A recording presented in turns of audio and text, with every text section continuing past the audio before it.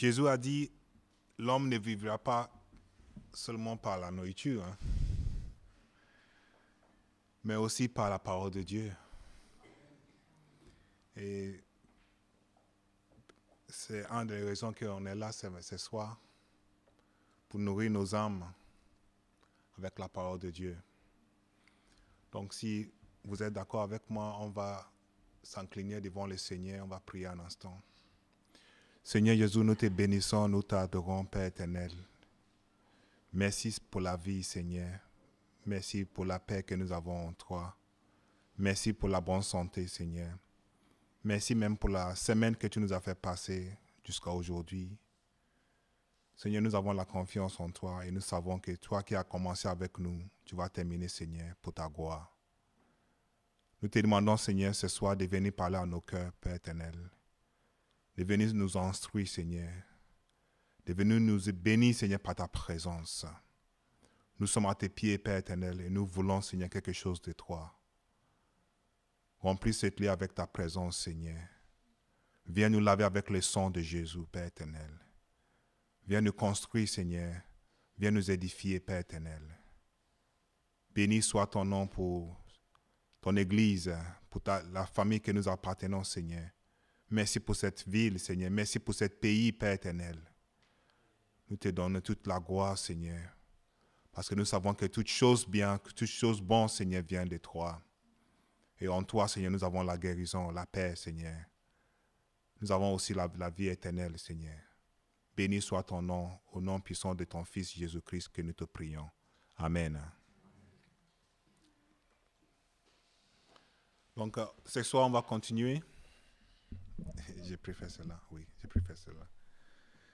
On va continuer notre étude sur les saluts. Et pour moi, le sujet que je dois aborder ce soir, c'est la justification. Donc, on va commencer à regarder cette chose qui nous arrive quand on est sauvé. La justification. La justification, on peut dire, c'est un processus par lequel Dieu décide de sauver un pécheur. En dehors de tout mérite de sa part. L'Écriture nous dit que personne n'est juste. Même pas un seul. Et donc, avec cette parole, on sait que personne ne peut se justifier. Ce n'est pas possible. Pour qu'on soit juste, on a besoin de la grâce de Dieu, on a besoin que Dieu fasse quelque chose dans nos vies. La justification. La justification aussi, c'est un enseignement biblique selon lequel les croyants sont déclarés justes devant Dieu, même s'ils ne sont pas eux-mêmes. Je ne sais pas si ça vous parle, parce qu'aujourd'hui, ceux qui sont en Christ sont tous justifiés devant Dieu. Mais cette réalité, c'est difficile parfois à l'assimiler, c'est difficile à le vivre. Peut-être pour certains, c'est jusqu'à le jour qu'il sera devant Dieu et que Dieu va prononcer qu'il était juste, qu'ils vont avoir la cœur apaisé. Parce que on se présente devant Dieu, oui, sa parole nous dit qu'on est juste devant lui. On a la grâce devant lui. Mais quand même, la vie nous pose des challenges. Et parfois, nous-mêmes, on se pose des questions. Et parfois, on voit notre vie, on dit, mais même si je suis justifié, je ne le sens pas moi-même, n'est-ce pas? Mais voilà, c'est ça que la parole de Dieu nous dit. Que même si on ne le sent pas, la parole de Dieu nous dit qu'on est justifié. Et ce mot justification, parfois on le trouve dans la Bible avec les deux mots différents. Parfois on utilise le mot droiture ou droit. Surtout dans l'Ancien Testament, on entend que c'est dit qu'il était droit devant le Seigneur. Ou il avait une vie droite. Ou on entend parfois qu'ils disent qu'il faisait justice. Quelqu'un qui vit dans la justice. Quelqu'un qui cherche la justice. Tout ceci nous ramène à la justification. Le mot utilisé dans le grec, c'est dikaio ou diakaiosis. Et ces deux mots parlent de rédemption, justification ou simplement droit devant le Seigneur. Jésus a utilisé l'idée de rançon ou de la rédemption pour faire référence à son œuvre sur la terre. Quand on prend le livre de Matthieu, Matthieu chapitre 20, verset 28, 20-28 au Matthieu, Jésus a dit, « C'est ainsi que le Fils de l'homme est venu. »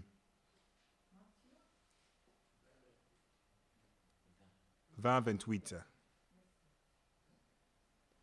20-28.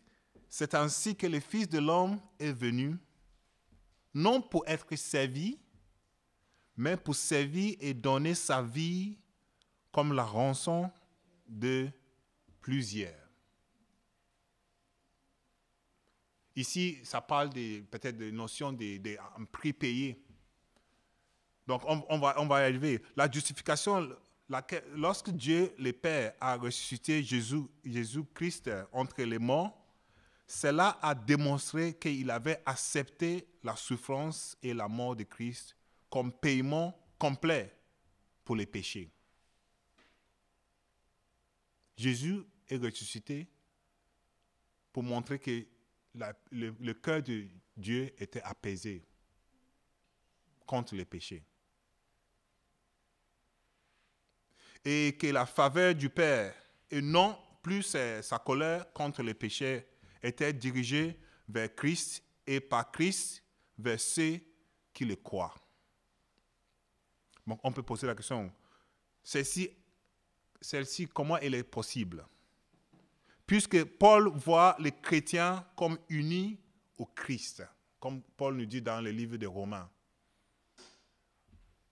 On dit que Jésus était ressuscité pour montrer que Dieu avait accepté sa souffrance pour les péchés.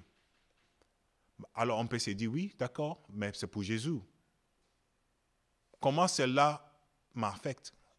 Quel est le lien avec moi et Jésus? Jésus a payé le prix, mais quel prix? Pourquoi?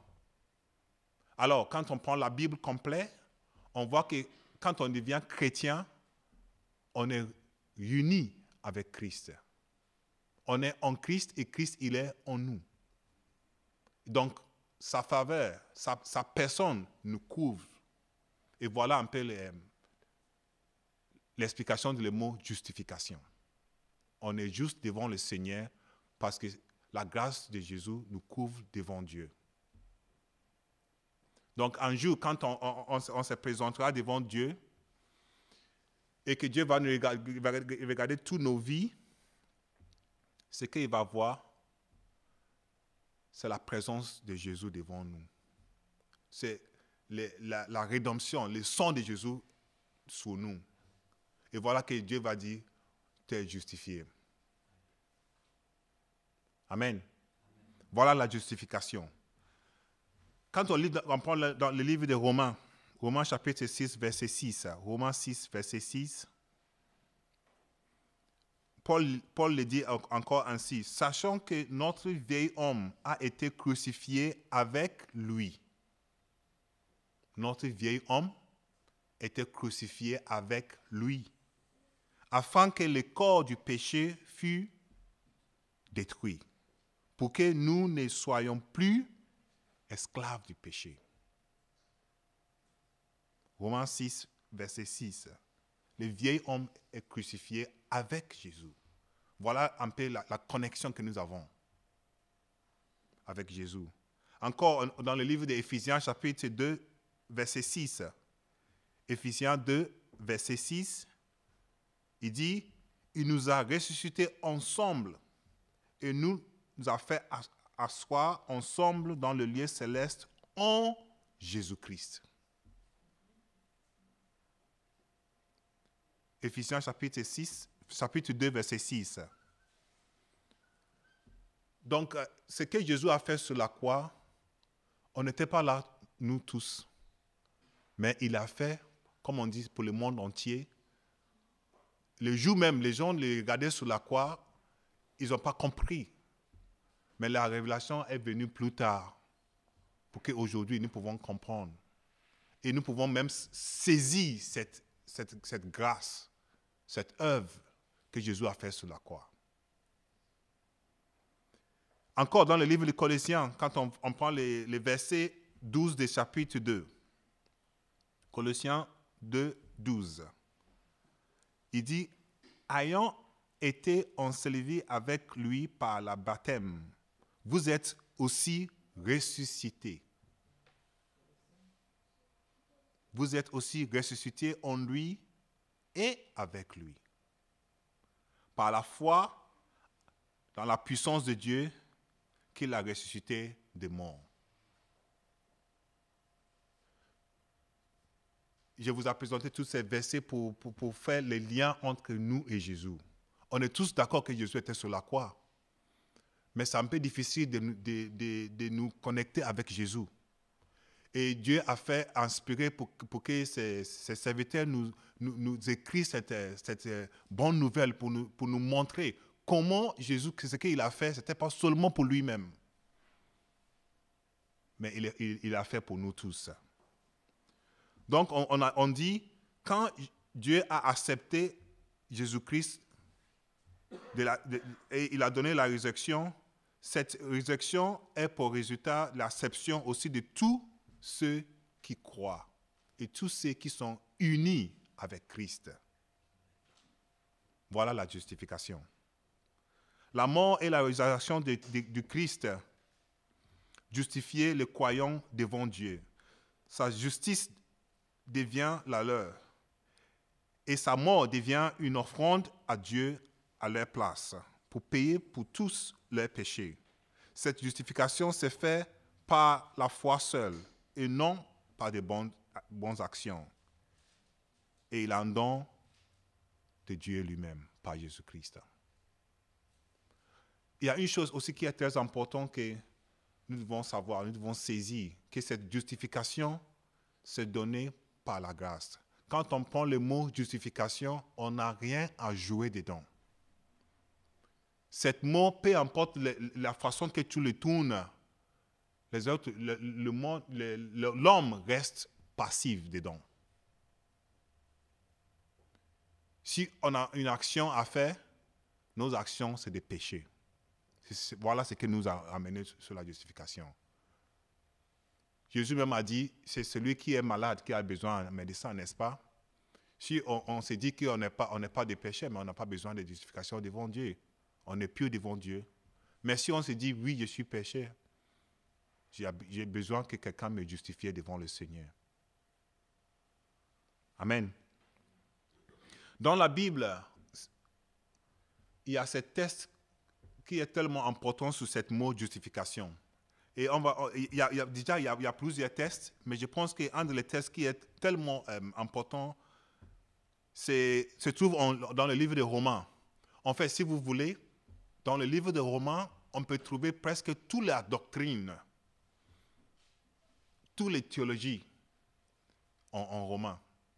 Et quand on fait l'étude biblique, quand on commence à apprendre, presque chaque mot qu'on va prendre, la rédemption, la justification, l'adoption, tout ce mot-là, on va trouver un verset ou deux dans le livre de Romains qui parle.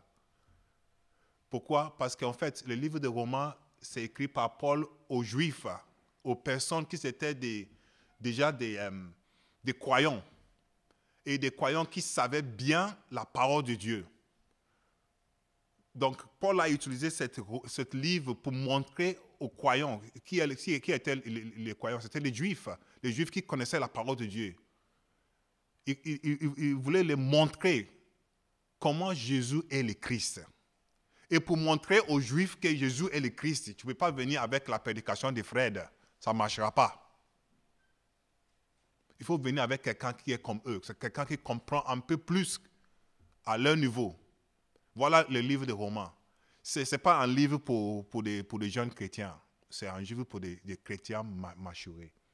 Si nous voulons avancer, si nous voulons devenir matures en tant que chrétiens, prenons du temps pour lire et étudier ce livre. C'est tellement profond. C'est vraiment profond. Tout ce qui concerne le christianisme, tout ce qui concerne Christ, on peut trouver dans le livre des Romains. Et pourquoi j'ai dit ça? Prenons Romains chapitre 1, verset 18. Donc, on peut poser cette question. Qui doit être justifié? La justification, c'est pour qui? Qui a besoin d'être justifié? Si aujourd'hui on sort dehors, on va sur la route et on fait l'évangélisation, et on commence à dire aux gens, mais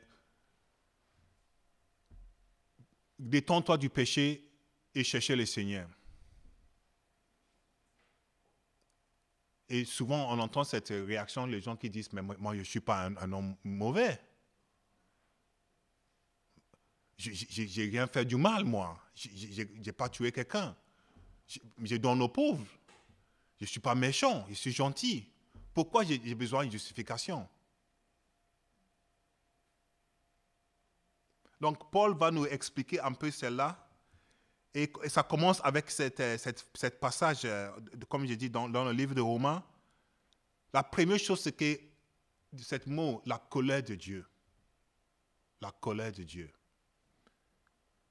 Et Paul dit, dans l'Épître de Romains, Paul développe cette justification en parlant d'abord de la colère de Dieu contre les péchés. Donc on voit, il dit, la colère de Dieu se réveille du ciel contre toute l'impiété et toute l'injustice des hommes qui retiennent injustement la vérité captive. La colère de Dieu est sur toute. Quand on utilise ces trois expressions, on est presque tous dedans. Toute l'humanité est dedans. Toute l'impiété, toute injustice et ceux qui prend la vérité en captive. On a commencé en disant que personne est juste, même pas un seul. En plus, Paul va nous dire que tout le monde est péché et besoin de la grâce de Dieu, n'est-ce pas? Et quand on regarde nous-mêmes nos vies, quand on commence à sonder nos cœurs, à chaque fois, on se dit à la fin, quand on est vraiment vrai devant le Seigneur, on sera d'accord qu'on n'est pas juste. C'est pour ça que Paul dit, la colère de Dieu, en fait, c'est sur tout le monde. Dieu est en colère contre tout le monde. Mais cette colère pourrait être seulement apaisée avec la vie de Christ, avec le sang de Christ, avec les prix que Christ a payés. Amen. Mais après, on peut aller plus loin en se posant la question, pourquoi la colère de Dieu est sur le monde? Et Paul va nous décrire un peu quand on regarde le verset 19. Il dit, car ce qu'on peut connaître de Dieu est manifesté pour eux, Dieu leur ayant fait connaître. Verset 20. En effet, les perfections invisibles de Dieu, sa puissance éternelle et sa divinité se voient comme à l'œil depuis la création du monde quand les considère dans ses œuvres. Ils sont donc inexcusables. Peu importe qui nous sommes. On peut dire, mais moi, j'étais jamais à l'église ou j'ai jamais entendu une prédication. Personne ne m'a jamais évangélisé. Donc moi, je ne suis pas concerné. Paul dit, on est tous inexcusables, soit chrétien ou non chrétien. Même celui qui n'a jamais vu en Bible, il n'est pas inexcusable. Pourquoi? Parce que Dieu a fait en sorte que tout le monde peut voir qu'il y a un Dieu dans le monde. Paul dit, même en regardant la création, sans jamais être évangélisé, nos esprits nous disent qu'il y a quelque chose qui a fait tout cela, n'est-ce pas? Donc, on ne peut pas s'excuser. Et dans le livre d'Ecclésiaste, il y a cette expression qui est magnifique.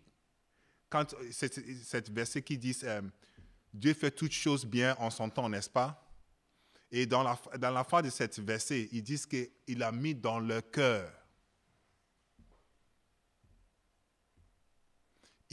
Dieu a mis quelque chose en nous. Même les mecs dans l'Amazon qui ne portent pas des habits, qui marchent nus dans l'Amazon, même lui, il peut savoir que quelque chose est dans ce monde. Donc, on est inexcusable. Amen. Paul dit, on est tous inexcusables parce que Dieu a fait en sorte que tout le monde puisse sentir, un moment à l'autre, qu'il y a un Dieu dans le monde. Ce qui fait tous les débats, ce qui va te sortir toutes les excuses, ce qui va te faire les débats toute la nuit en montrant qu'ils sont justes et ils n'ont pas besoin de Dieu. Même eux, à la fin, dans leur cœur, dans le profondément de leur cœur, ils savent qu'il y a quelque chose de plus profond. Amen. Donc, si déjà Dieu a fait en sorte qu'on peut avoir cette révélation, après cette révélation, c'est à nous aussi de faire en part. Voilà pourquoi il a fait venir Jésus-Christ. Donc, dans ce monde, il n'y a pas 3 personnes, il n'y a pas 4 personnes, il n'y a pas 5 différentes personnes, il n'y a que 2 différentes personnes. Ceux qui sont dans la colère de Dieu et ceux qui sont épargnés de la colère de Dieu. Il n'y a pas de lignes. C'est très très simple devant le Seigneur. Amen. Voilà pourquoi ce mot justification est très important. Et ce mot, ce n'est pas seulement un enseignement biblique qu'on doit juste écouter et dormir. Mais moi, en faisant cette étude, en fait, le plus que je cherche la justification, le plus que j'ai la peur dans le cœur. Parce qu'en connaissant qu'en fait, je suis sauvé, et peu importe ce que j'ai fait aujourd'hui, Jésus a payé les prix. Quand on parle de la justification, parfois on mélange avec nos vies de quotidien. On mélange avec, mais hier j'avais menti, ou j'ai fait comme ça avant-hier, ou la dernière. On mélange avec nos vies de tous les jours. La justification ne parle pas du quotidien. La justification parle de quelque chose qui est fait et c'est terminé. Je ne suis pas en train de dire que Dieu accepte les péchés. Non, Dieu n'accepte pas les péchés. Mais les péchés ne changent pas la justification. Quand un chrétien pêche, ça ne lui enlève pas la justification de Dieu. Oui, Dieu a les sortes, comme tous les papas, ils ont les moyens de corriger les enfants, n'est-ce pas? Autant que les papas, quand ton enfant fait quelque chose de mal, il ne devient plus, tu ne vas pas l'abandonner. Donc, la justification, c'est complètement différent. C'est les prix payés. C'est comme je pense que on va voir plus tard, l'adoption. Quand quelqu'un vient, il signe les papiers que tu es adopté, tu viens dans ma maison. Il ne va pas se lever le matin et dire hey, attends, tu sors, c'est fini. Quand on a adopté dans la famille. On vient, on a signé les papiers. Voilà la justification. On est justifié devant Dieu. Et pourquoi on est justifié? Parce que la colère de Dieu n'est plus sur nous. Parce que Jésus a payé les prix que Dieu avait besoin. Et pourquoi c'est important? C'est important parce qu'aujourd'hui, il y a toutes sortes de cultes, toutes sortes de religions, toutes sortes des actions, toutes sortes de groupes qui cherchent à faire des choses pour se justifier devant le Seigneur. Voilà d'où viennent toutes sortes de religions comme des yogas, comme des bouddhas, toutes sortes d'idéologies pour se justifier. Quand on regarde un peu dans les enseignements catholiques, on voit comment parfois, pour se justifier, les gens doivent prendre des fouettes et se fouetter, en fait. Quand j'ai lu la vie de Martin Luther, vous savez qu'il était avant catholique. Il était même un scribe dans le catholicisme. Il était bien dans le catholicisme. Et il a compris qu'on lui a enseigné qu'il est péché. Donc, il devait prier pour que Dieu lui pardonne son péché. Et on lui a montré que si tu veux que Dieu vraiment te pardonne, il ne faut pas seulement prier, mais il faut aussi te fouetter. Quand il a compris, cet mec n'a jamais arrêté de prier. Il priait presque moitié de la journée. Et à chaque fois qu'il se souvient qu'il a fait quelque chose de mal, il retourne et commence à prier encore. Il a prié, il n'a pas arrêté de prier. Il cherchait la justification devant le Seigneur. Jusqu'à un jour, Martin Luther avait entendu cette parole de Éphésiens chapitre 2, verset 8. Éphésiens 2, 8, quelqu'un lui a expliqué que mon frère, tu es sauvé par la grâce. Tu n'es pas sauvé par les fouettes que tu mets dans ton dos. Voilà ce que je voulais vous faire comprendre. La justification, ce n'est pas quelque chose que nous pouvons faire. Nous n'avons rien à ajouter dans la justification. Peu importe ta vie aujourd'hui, sois riche, sois pauvre, ministère, conducteur, peu importe ta vie, ta vie sociale, ou peu importe ton niveau aujourd'hui, tu es justifié devant le Seigneur. Et dans cela, nous sommes tous égaux. Et aussi, il n'y a pas cette mot, dans le monde, on aime bien ajouter des superlatifs, que lui, il est plus justifié que l'autre. Ce n'est pas possible. Amen. Donc, le temps est passé, je vais m'arrêter ici. Je vais faire cette mot dans 2 différentes prédications. Je voulais juste, avant de s'asseoir, vous faire comprendre que nous sommes justifiés par la grâce de Dieu. Nous sommes justifiés par le sang de Jésus. Jésus a payé le prix. Et ce qui est important de nos parts, c'est ce mot. Il dit, c'est de croire. Croire, frères et sœurs, seulement.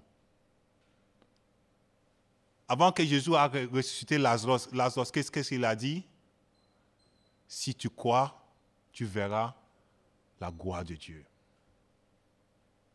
Si tu crois, tu verras la gloire de Dieu aujourd'hui et même dans la vie éternelle, frères et sœurs. On est justifié devant le Seigneur. On est justifié par le sang de Jésus. Et la justification, ce n'est pas quelque chose que nous pouvons rien ajouter. On ne peut pas le faire nous-mêmes. Amen. Donc je vous encourage à vivre cette joie. Peu importe ce qui se passe aujourd'hui, peu importe ce qui se passe aujourd'hui dans nos vies, ce qui nous dérange, c'est les challenges devant nous. Jacques dirait, pour maintenant, peut-être vous êtes dans les tribulations pour un peu de temps.